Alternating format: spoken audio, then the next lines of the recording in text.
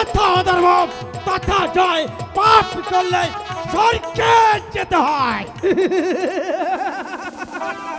মানি না, মানি না তোমার নীতিবাক্য, কথাই শুনেছি যথা ধর্ম তথা জয়, পাপ মিথ্যা কথা, যথা ধর্ম তথা জয়, পাপ করলে ওই স্বর্গে যেতে হয়। না ধর্মদেব, মানি না তোমার ওই নীতিবাক্য, আমি কথাই শুনেছি যথা ধর্ম তথা জয়, পাপ করলে নরকবাসী হয়। মিথ্যা কথা, যথা ধর্ম তথা জয়, পাপ করলে স্বর্গে যেতে হয়।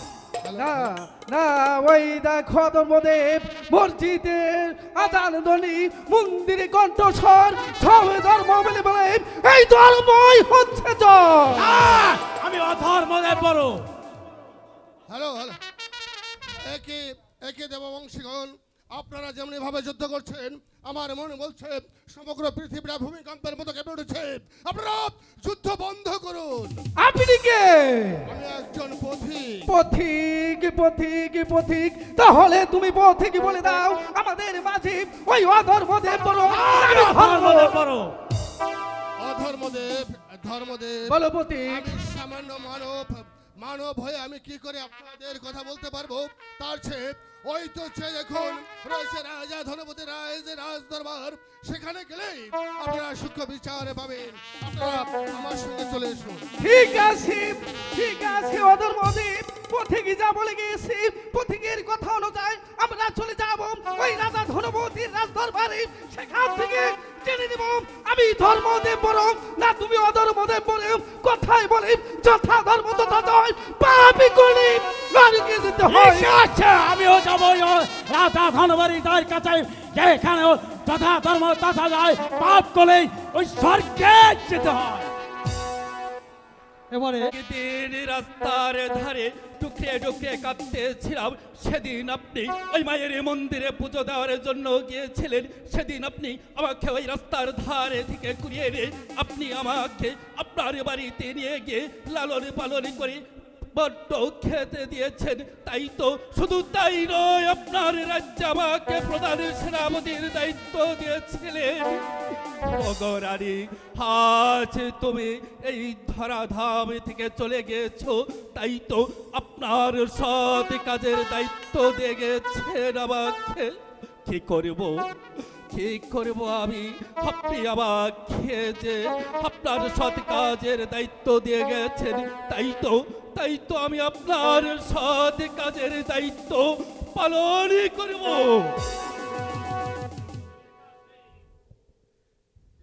কে? মন্ত্রী জং বাহাদুর। সেনাপতি মীর কাসেম, তুমি হয়তো ভুলে গেছো তুমি একজন বিজাতি বিধর্মী মুসলমান মুসলমান মুসলমান আর বিজাতি মুসলমান হয়ে একজন হিন্দু নারীর স্পর্শ করলে তা যে অসুচি হয়ে যাবে, সেটা কোনোদিন ওই স্বর্গধামে যেতে পারবে না। সেনাপতি মীর কাসেম, সে কথা কি আপনি ভুলে গেছেন? তুমি ঠিক বলেছ মন্ত্রী জং বাহাদুর। আমি যে মুসলিম, আমি মুসলিম, আমি যদি ওই রানীকে স্পর্শ করি তাহলে মহারানী যে ওই স্বর্গধামে যেতে পারবে না। সে স্বর্গধামে যেতে পারবেন না। তাহলে মহারানীর সৎ কাজের দায়িত্ব কে পালন করবে? সেনাপতি মীর কাসেম, আপনি তো দেখতে পাচ্ছেন আপনার সম্মুখে দাঁড়িয়ে আছে দণ্ডায়মান মন্ত্রী জং বাহাদুর। ঠিক আছে মন্ত্রী জং বাহাদুর, আমি চলে যাচ্ছি, কিন্তু যাওয়ার পূর্বে একটি কথা আমি তোমাকে বলে যাচ্ছি।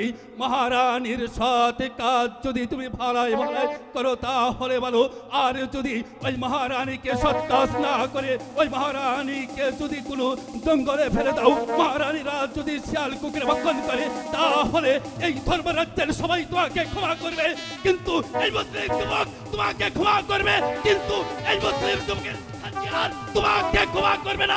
কথাটা যেন মনে থাকে। সেনাপতি মীর কাসেম, কথাটা যেন মনে থাকে। সেনাপতি মীর কাসেম,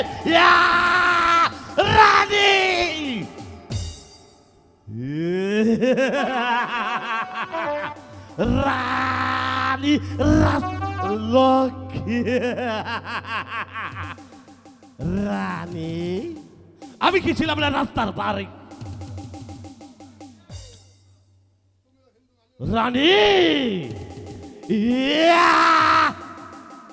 তুমিও হিন্দু আমিও হিন্দু আমি কি পারতাম না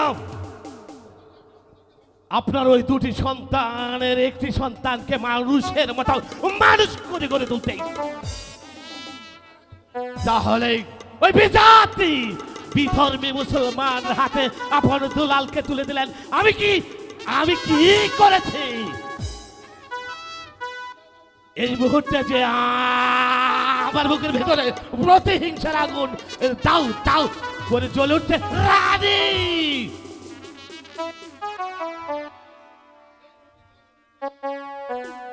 রানী আমি দেখে নেব ওই সেনাপতি বীর কাসেম আপন দুলালকে কিভাবে মানুষের মতো মানুষ করে গড়ে তুলতে ওই আপন দুলালকে আমি এমন সাজা দেব এই দুনিয়ার মুখ দেখে চিরতরে বিদায় দিয়ে তাদের তাজা রক্ত দিয়ে আমি মন্ত্রী জং বাহাদুর নাজি করবে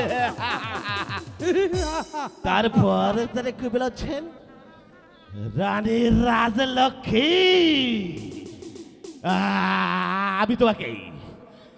আমি তোমাকে চিতায় দেব না রানী রাজলক্ষ্মী তোমাকে ওই নর্দমায় সুরে ফেলবো সেখানে শ্রীগালে কুকুর তোমাকে খাবে তারপর ওই দূর থেকে এই মন্ত্রী জং বাহাদুর দাঁড়িয়ে দাঁড়িয়ে অট্ট হাসি হাসবে